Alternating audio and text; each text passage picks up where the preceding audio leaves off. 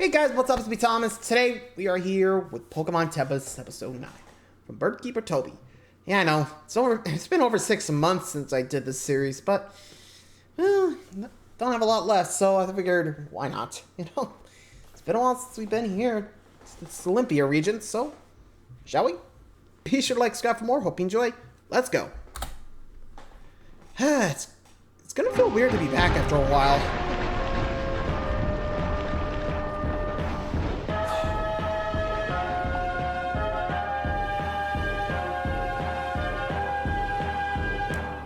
Here we go.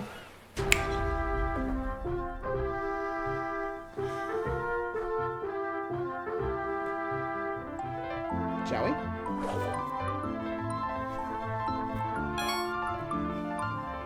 Hey Pokemon Masters, Birdkeeper Toby here, and welcome back to another episode of Pokémon Tempest. This is the 9th episode, so we're nearly halfway through. If you don't know what's going on, I strongly recommend getting caught up so you can see all of the cool new Pokemon here in the Solympian region. Follow the story of where you're at so far, and meet all of the new characters. I release these episodes every week on a Friday, which is a Fakemon Friday, if you will. But to do a quick recap though, you have recently found some common ground with your rival Cass, both determined to show the champion who is the best. Cass actually beat you in the last episode, which she certainly seemed happier for. The champion has suggested that you collect more of the gym coins in order to challenge him on Mount Solympia at the Pokemon League, and you already have 3. At this stage, your starter will be in its middle evolution, but perhaps the final evolution is coming very, very soon, and there are many new Pokemon still on your way. In fact, if you've encountered everything, your Pokedex will currently register just over 60 over 150 Pokemon here in the region. You head north of Atherin Town onto Route 5, and you're welcome to a cliffside view that bends west, revealing your goal of Sea Castle Town in the distance. And on the way, there are plenty of trainers to battle and train up against. Woohoo! You stink worse than my garb odor. Lairon, use takedown. Rapidash, bring us the victory. These evolved Pokemon will all provide a decent challenge for you, and if you caught any of their pre-evolutions at any previous point, you may also have their evolved forms yourself. There is also, along this route, an opportunity to catch all sorts of new Pokemon, like this one right here. Aww, this little fella is Clawdle, the Cuddle Claw Pokemon. This little ground type is incredibly playful, and because of its proportions, it just sort of waddles and rolls everywhere. But don't worry about it rolling off the cliffside, it's no problem, because its claws extend and are long enough to dig into the mountainside so it can climb back up no problem. What a fun little mon. You can also catch your very own Coink here on this route, a Pokemon that we discovered in the last episode, as well as Aerodon can also be found in the wild here, the evolution of Rataroo, as well as higher level Gopher. There is also some evolutions of some Pokemon from Norclo here. If you caught Pupuff earlier, you can find or evolve yours into Wolo. While if at the beginning of your journey you caught a Snabble, you can now have a Balboa, which can also be found in the wild here. Balboa's Pokédex entry mentions only that it likes to hunt the local rodent Pokemon, but Wolo has a much more interesting entry that says a playful Pokemon and the evolution of Pupuff. This Pokemon loves playfully chasing after the Whimper and blowing them away. Whimper? I've never even heard of that kind of Pokemon before. I wonder what kind of Pokemon that will be. Exciting. Maybe something we'll encounter on our journey. Hey, someone's coming. Does he look and sound familiar to you? Hey, Pokemon Master, you must be the champion from across the ocean. Tell me, what's it like out there? Are there lots of regions to explore? Have you ever met a legendary Pokemon in your travels? A few. Sorry, where are my manners? My name is Herman, and I'm the gym leader of the Nest Pine City, or as we just call it, the Nest for short. It's an odd name for a city to be sure, but an apt description. It's not even really a city. It's more like a little cliffside village town. It's to the north of here, but you won't be able to get there by walking. It's a city of the skies. Though you know, champion, they say there actually is a city in the skies, somewhere to the east of Solympia. Can you imagine such a thing? If it was in the east, then that would have to be over or around the Pinnacle. The Pinnacle is a mountain just like the Nest, and between the two of those is Mount Solympia, the biggest of the 3. They make up a trident mountain range that pierces the heavens. And both the Nest and Pinnacle are connected by the Great Solympian Bridge. Wow. This region is amazing. I can only imagine what wonders are out there beyond the sea. Someday I'll soar back out there and find out for myself. Leave the nest behind. Maybe after you challenge me. But at the moment, you only have 3 gym coins, it seems. So if you want to get tougher and meet a few more gym leaders, then I'll be waiting at the nest. So hi, Pokemon Master. He seems nice. I love his hair. Well, it looks like there isn't much of a cliffside route anymore, so now we're moving on to the Sea Castle town. This town feels a little abandoned. The sand and stone mix together to create a constant sheet of sand or dust in the air that seems impossible to keep out of your hair. And the sun beats down on this portside town, meaning it's always hot. There are warehouses, a Pokemon Center, a Pokemart, a Pokeball factory, and a few other general convenience stores where you can pick up items like a good rod or some lure balls. Across the city and zigzagging towards the beach, there are also shipping containers that are disorganized, creating corridors where trainers lurk. At the Pokemon Center, the air conditioning seems to not be working, so they've left their doors wide open, letting a warm breeze fill their interior. So whether you want to train up first, or stock up on Pokeballs, or the good rod, it's all up to you. But a stop at the Pokemon Center does seem like it would be a good shout. Why not? Your Pokemon are feeling all better. Thank you, we hope to see you again soon.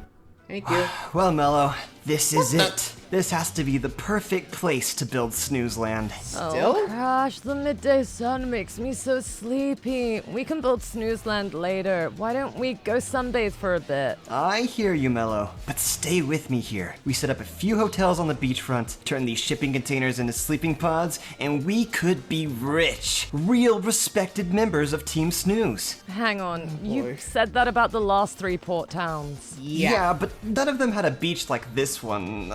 Also... Crash, what is it? Well, I may have already called in all the grunts. Their ship arrived yesterday. I hear they're at the beach soaking up some rays. Why you gotta be so brash, Crash? I told you, if we want to run this new Team Snooze, we have to do things the right way. Quick, we better get to the beach and round everyone up. Come on! Well, it looks like everyone is going to the beach. Follow closely again. behind and see what happens. Ah, Hey, you step out of the whoa! Pokemon Center onto the beach, and suddenly a fireball is falling down from the sun at your feet. You jump back and look up. 4 more fall at you in quick succession and rage. You realize that what landed in front of you was no fireball, but in fact a flock of new Pokemon. And this Pokemon is none other than the very cleverly named Flamingo, the fire dancer Pokemon. They usually live in volcanoes, bathing in a boiling magma, but got trapped in Solympia after a terrible storm. Instead, they've adapted to soaking up the sun's rays and keeping their temperature high by snacking on Temphin. However, because Temphin can only be found in the water, they say that in this region their legs have grown longer to keep their bodies further away from the water and closer to the sun. There are 5 of them here battling you in a horde-like style, so now it's time to fight. Being a flying fire type, if you picked up any rock Pokemon or even a Twiguana, your Guanagoon will have some moves ready to take care of them. Ronin can also douse them with a splash of water, so cooling them down and sending them flying or even catching one shouldn't be a problem here. Go! Yes! Whoa, gnarly! You really showed those Flamingo who's the boss. Nice one, little dude. Usually they don't come this far in. They like to hang out by the wild Temphin on the beach. How strange. Something on the beach must be spooking them. I better get out there while the tide is still low. Later, little dude. Hey, wait, we he gotta seems go nice with you. too. Still, I wonder why the local Flamingo was so spooked. Maybe it had something to do with Team Snooze. But what's this? After training against the Flamingo, your starters, they're glowing with a white, bright light. Could this be it? Time for the final evolution? Here we go. If you pick Twiguana at the beginning, your Guanagoon is evolving. Here we go. First up.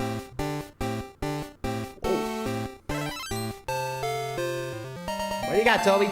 Well done! Your Guanagoon evolved into Chlorodon. This Pokemon and its family were thought to go extinct a long time ago, but Chlorodon protects its children with a rock-hard might. They can summon the power of the earth to keep their family from going extinct. If you have this Pokemon on your team, it's decided that you are its family and will fight for you with a passion like nothing else you've ever seen. Sweet. But if you chose Emble, your Brazian will be getting ready to evolve now. So let's take a look at what that evolves into. Here we go.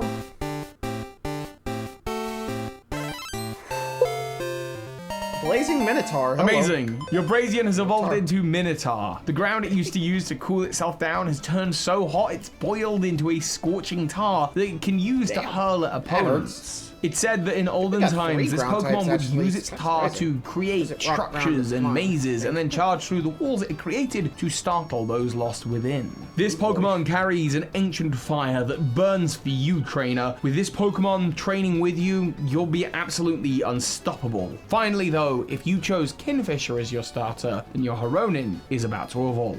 Here we go.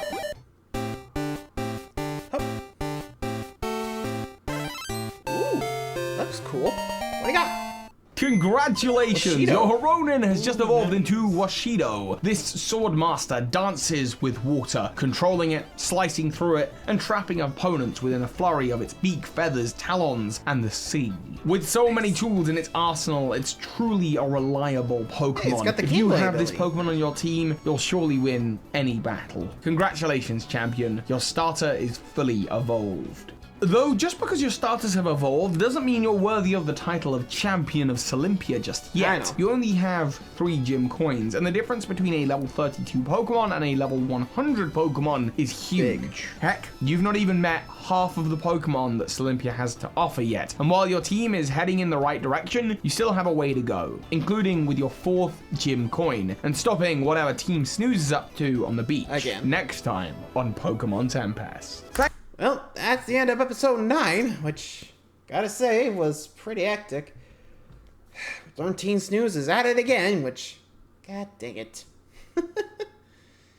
And we still got a few more to do. Well, hopefully we'll get that 4th gym coin later. But for now, thanks for watching. See ya.